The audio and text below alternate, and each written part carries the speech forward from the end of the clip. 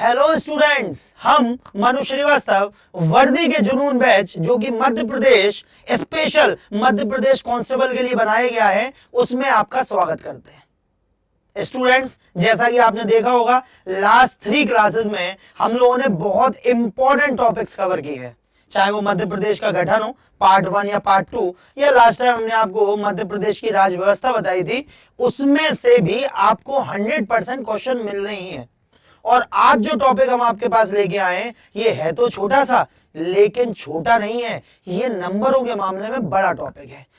अगर आप मध्य प्रदेश का कोई भी एग्जाम दे रहे हैं या फिर आप इंडिया लेवल का भी कोई भी एग्जाम दे रहे हैं तो रामसर साइट एक ऐसा टॉपिक है जिससे क्वेश्चन आना ही है, ये तय होता है।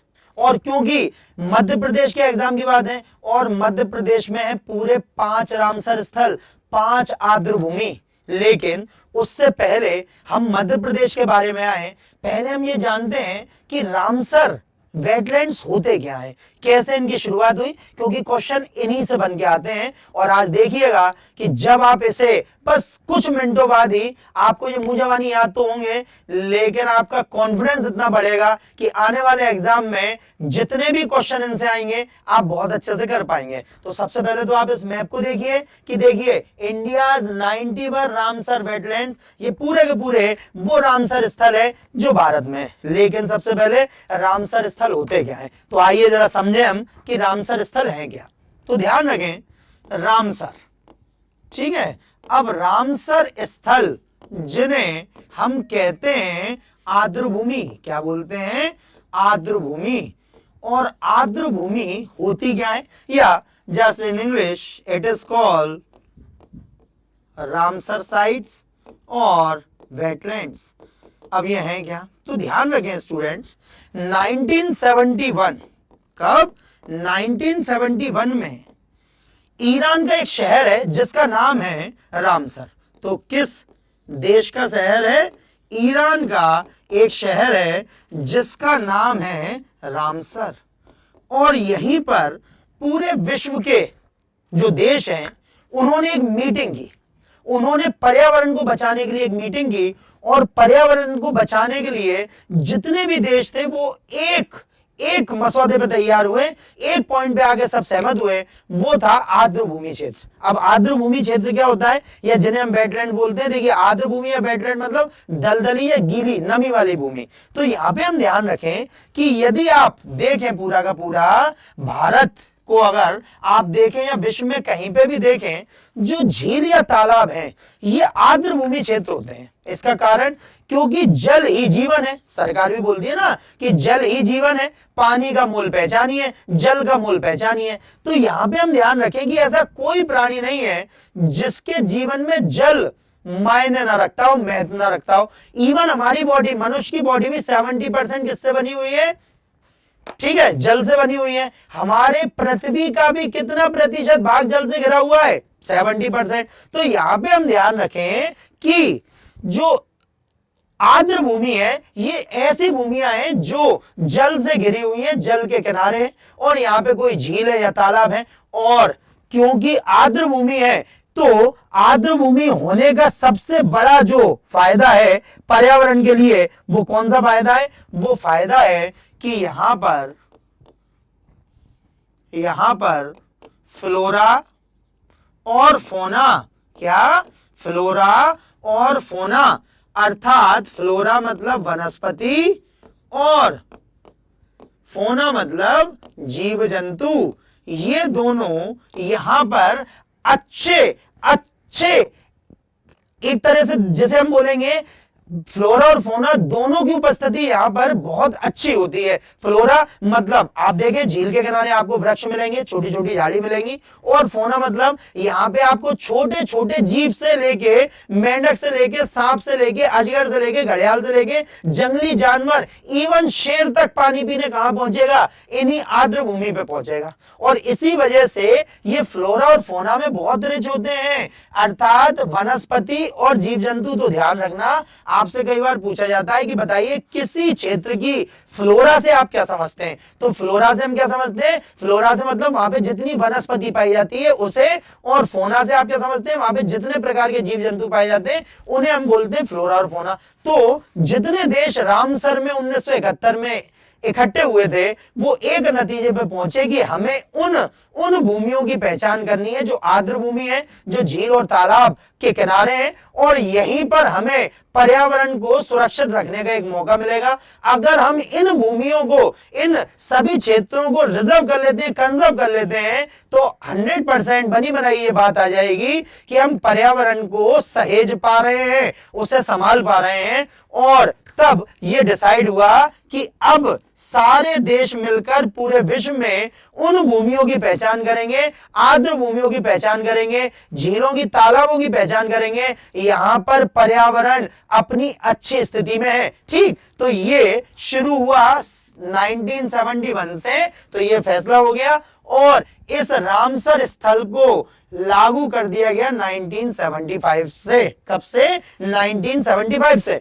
और जब ये रामसर स्थल 1975 से लागू किया गया तो आपसे पूछा जाएगा कि बताइए सबसे पहला रामसर स्थल बना कौन सा, तो यहां पे हम ध्यान रखेंगे सबसे पहला जो रामसर स्थल बना वो बना कोबर्ग पेनिनसुला।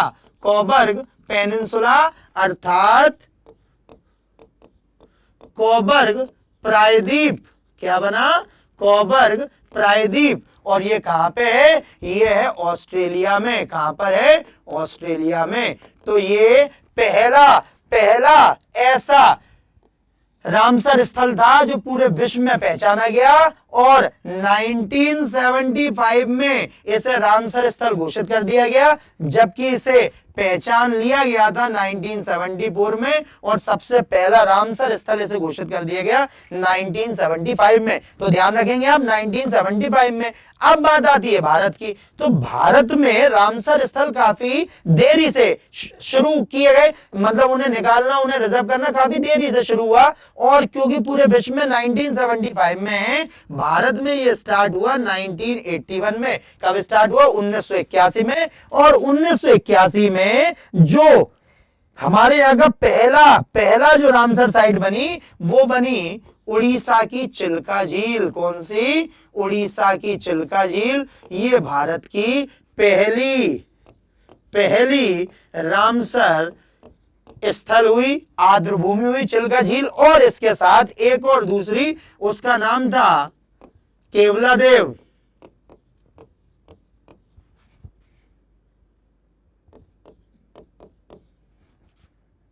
ये राजस्थान में। कहां पर है? ये राजस्थान में है, केवलादेव।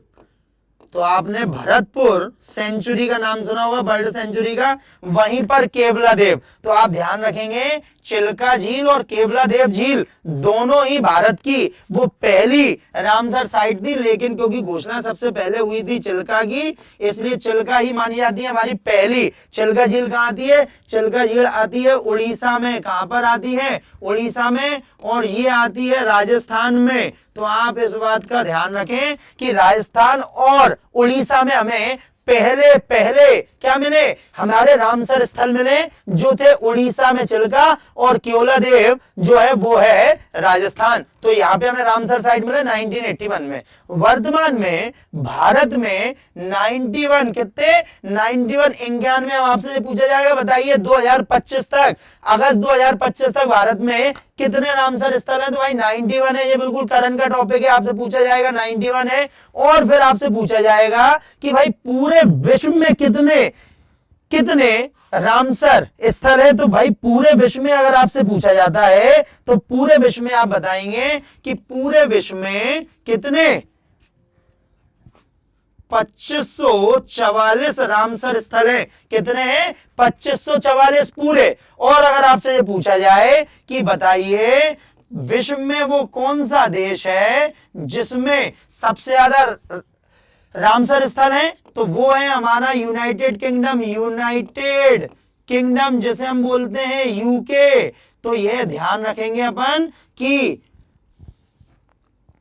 यूके में कितने रामसर स्थल हैं? क्या आप में से किसी को पता है जो अभी ये वीडियो देख रहा है और उसे अभी ही मुंह जवानी याद है? तो ध्यान रखेंगे यूनाइटेड किंगडम जो है उसमें 175, कितने 175 अभी तक रामसर स्थल है। कितने हैं रामसर स्थल? अब बात की जाए भारत की, तो भारत में हमने आपको बताया कितना है 91। भारत में कितने 91। और अगर आपसे पूछा जाए कि इंडिया में 91 है तो लेकिन सबसे ज्यादा किस राज्य में है, तो ध्यान रखें भारत में जो हमारा तमिलनाडु है, कौन सा है तमिलनाडु, इसमें सर्वाधिक 20 रामसर साइट्स है। कितनी है 20 रामसर स्थल आर्द्र भूमियां है। कितनी तमिलनाडु में 20। और अगर उसके बाद देखा जाए तो यह है हमारा उत्तर प्रदेश जिसमें वर्तमान में 10 रामसर स्थल हैं। कितने हैं 10 रामसर स्थल। ठीक, तो ये आप ध्यान रखेंगे अच्छे से कि रामसर स्थल होते क्या है, ये आर्द्र भूमि है। शुरुआत कब से हुई 1971। इनका नाम क्यों पड़ा, इनका नाम पड़ा ईरान के शहर रामसर से। यहां पर ये मीटिंग आयोजित की गई थी पर्यावरण को सुरक्षा कैसे रखा जाए, सुरक्षित कैसे रखा जाए।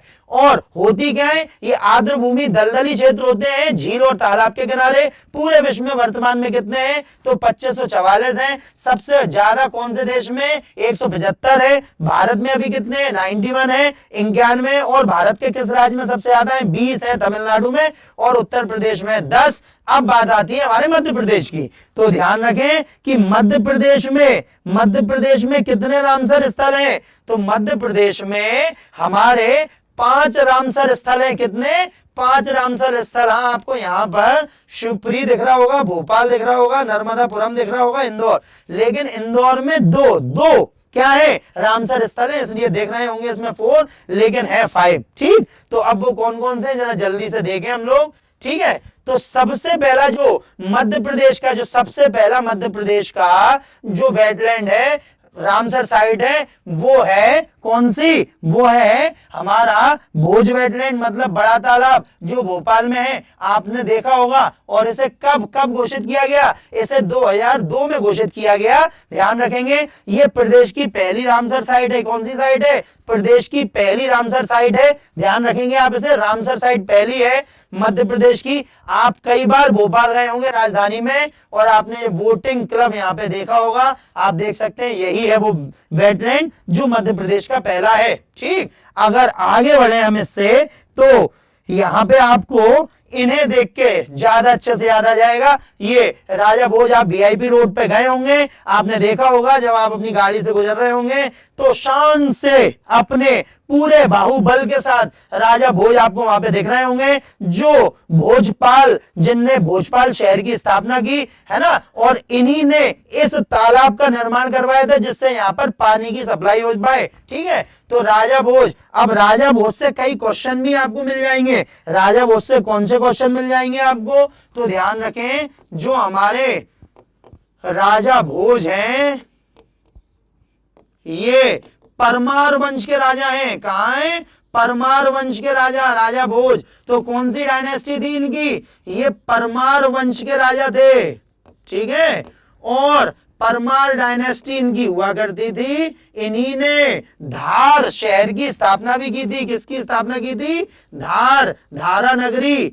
तो यहां पे हम ध्यान रखेंगे कौन सी परमार वंश के कौन से शासक जिनने धार की स्थापना की, वो थे हमारे राजा भोज। जब हम आपको मध्य प्रदेश का इतिहास पढ़ाएंगे उसमें ये बात आएगी आपको, लेकिन फिलहाल अभी इन्हें देखा है तो आप ये बात ध्यान रखें कि ये राजा भोज है, परमार वंश के शासक हैं जिन्होंने मालवा पर राज किया है, परमार वंश पे। और ये काफी इंटेलिजेंट, काफी बुद्धिमान थे, इसलिए इन्हें चंपू कवि कहा जाता है। बस आप इस बात को ध्यान रखें कि चंपू कवि किसे कहते हैं, राजा भोज को कहते हैं। और चंपू कवि, और एक इनकी कृति है जिसे बोलते हैं चंपू रामायण। क्या बोलते हैं, चंपू रामायण।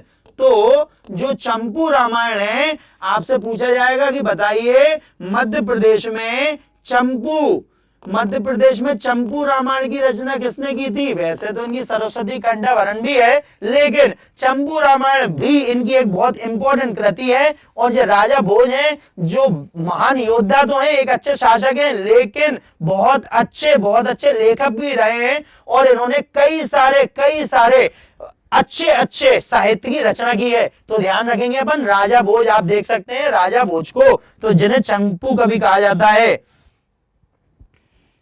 उसके बाद फिर सेकंड जो रामसर साइट है हमारी, वो है सांक सागर झील। सांक सागर झील कहां है? सांक सागर झील है शिवपुरी में है ना, माधव राष्ट्रीय उद्यान शिवपुरी, सांक सागर झील है। और ये सांक सागर झील मगरमच्छों के लिए भी काफी ज्यादा प्रसिद्ध है। तो आप ध्यान रखेंगे, स्थान शिवपुरी कब घोषित की गई? 2022 में घोषित की गई। ठीक है, ये माधव राष्ट्रीय उद्यान में। और हमारे यहाँ का जो नवा टाइगर रिजर्व है वो माधव राष्ट्रीय उद्यान ही है। इस वजह से पूरे भारत में 58 टाइगर रिजर्व हुए, जो हमने आपको शायद पिछले वीडियो में भी बताया था। और मध्य प्रदेश पूरे भारत का सबसे ज्यादा टाइगर रिजर्व वाला राज्य है, जिसमें 9 टाइगर रिजर्व है। और नवा कौन सा है? माधव राष्ट्रीय उद्यान है। तो ये है हमारी कौन सी? सांक सागर। कौन सी? सांक सागर। ये दूसरी रामसर स्थल है हमारे मध्य प्रदेश का।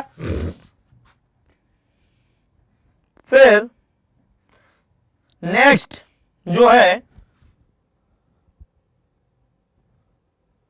ये है सिरपुर तालाब। ठीक है, आप ध्यान रखेंगे, सिरपुर तालाब। और सिरपुर तालाब कहां पर है? इंदौर में है। इंदौर में ये मध्य प्रदेश की है ना सबसे छोटी रामसर स्थिति रामसर स्थल है। ये सबसे छोटा रामसर स्थल है। और ठीक है, देखो यहां पे लिखा है मध्य प्रदेश में क्षेत्रफल की दृष्टि से सबसे छोटी रामसर साइट है। तो अगर आपसे पूछा जाए बताइए सबसे छोटी रामसर, तो यही है वो जो सबसे छोटी क्या है? रामसर है। उसके बाद फिर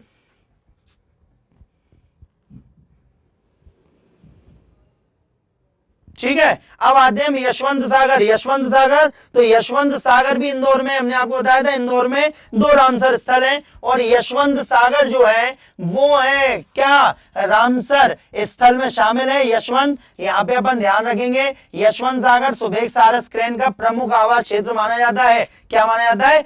प्रमुख आवास क्षेत्र माना जाता है। तो अगर आप ध्यान दें इस बात पे, तो देखिए ये है वो सारस जिसकी वजह से यशवंत सागर फेमस है। तो आप ध्यान रखेंगे, ये देखिए कैसे अपने पंख फैला रहा है। यही वो सफलता के पंख है कि यदि आप सिलेक्शन धाम पे पढ़ते हैं तो इसी तरह सफलता आपको अपनी बाहों में ले लेगी। अगर आप मेहनत करते हैं, सिलेक्शन धाम पे पढ़ते हैं, तो आप ध्यान रखें कि ये वो सारस है जिसकी वजह से यशवंत सागर रामसर स्थल इंदौर में प्रसिद्ध है। तो आपसे ये क्वेश्चन बनता है कि बताइए इनमें से कौन सा रामसर स्थल अपने सारस के लिए प्रसिद्ध है? तो कौन सा? ये है यशवंत सागर, जो अपने सारस के लिए प्रसिद्ध है। फिर नेक्स्ट आता है तवा जलाशय। क्या है? तवा जलाशय। तो तवा जलाशय जो है, तवा, ये यहां पे अपन ध्यान रखेंगे इटारसी नर्मदापुरम, इटारसी जो तहसील है ना नर्मदापुरम की, वहां पर है। और ये क्यों? तो ये जलाशय तवा और देनवा नदियों के संगम पर बना है।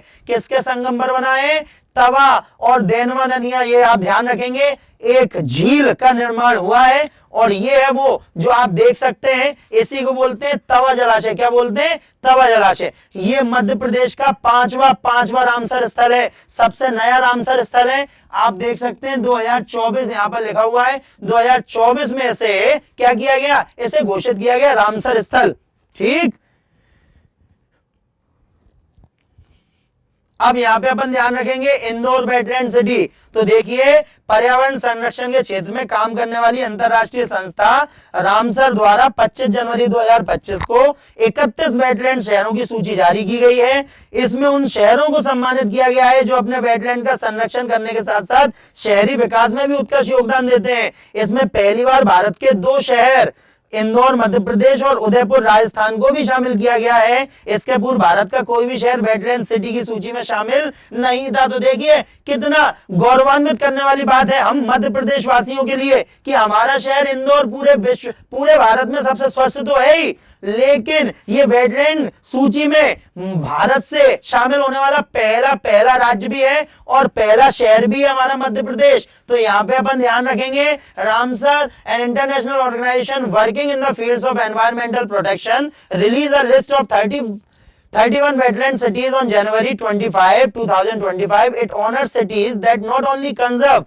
their wetlands but also make outstanding contribution to urban development. For the first time, two Indian cities, Indore, Madhya Pradesh and Udaipur, Rajasthan, have been included in the list. And before this, no city of India was included in the list of wetland cities.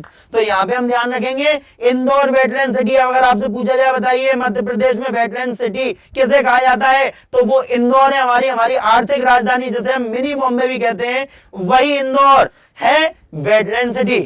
तो देखा students, हुए ना झट से याद। और हमने आपको शुरू से लेके अभी तक के सारे रामसर की क्या कहानी थी वो भी बता दी। तो बस कुछ मिनटों की पढ़ाई में आप बहुत अच्छे स्कोर लेके आएंगे अपने एग्जाम में। बस ध्यान रखिए कि पढ़ते रहिए और बढ़ते रहिए। हम मिलते हैं आपसे नेक्स्ट वीडियो में। जब तक अपना ध्यान रखें। जय हिंद, जय भारत।